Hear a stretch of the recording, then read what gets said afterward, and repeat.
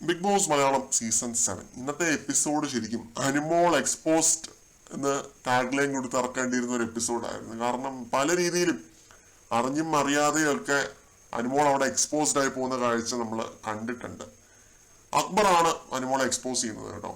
ആദ്യം അനീഷ് എക്സ്പോസ് ചെയ്യുന്നുണ്ട്, അറിഞ്ഞോ അറിയാതെ അനീഷിന്റെ ആ ഒരു ചെയ്തി അനുമോളെ എക്സ്പോസ് ചെയ്യുന്നുണ്ട് പ്രേക്ഷകരുടെ മുമ്പിൽ. പിന്നെ അക്ബറാണ്. അക്ബർ പറയുന്ന ഇതാണ്, ആ ഒരു ബസ് പരാമർശം അത് എന്നെ ക്യാരക്ടർ അസാസിനേറ്റ് ചെയ്യുന്നതിന് തുല്യമായിരുന്നു. നീ എന്നെ അത്രയും പറഞ്ഞതിന് ശേഷമാണ് നീ അവിടെ പെയിൻ അനുഭവിച്ചു എന്നുള്ളൊരു കാര്യം പോലും ഞാൻ അറിഞ്ഞത്. അപ്പൊ നീ അങ്ങനെയൊന്നും പറയേണ്ടിയിരുന്നില്ല, ഞാൻ പെയിൻ അനുഭവിച്ചു എന്ന് മാത്രം പറഞ്ഞാൽ മതിയായിരുന്നു എന്നൊക്കെ അക്ബർ പറയുന്നുണ്ട്. പിന്നെ അതുപോലെ കുളിക്കുന്നില്ല, നനയ്ക്കുന്നില്ല, ഇതൊക്കെ ഞാൻ വെറുതെ വിട്ടു. ഞാൻ എന്നും കുളിക്കുന്ന ഒരാളാണ്, എന്നിട്ട് പോലും ഞാൻ ഇതൊക്കെ വെറുതെ വിട്ടു. ഞാൻ ബ്രഷ് ചെയ്യുന്നില്ല, നീ എന്തൊക്കെ എനിക്ക് നേരെ പറഞ്ഞിട്ടുണ്ട് അതെല്ലാം ഞാൻ വെറുതെ വിട്ടു. പക്ഷെ ആ ഒരു കാര്യം മാത്രം എന്നെ വ്യക്തിഹത്യ ചെയ്യുന്നതിന് തുല്യമായിരുന്നു എന്ന് പറയുന്നുണ്ട്.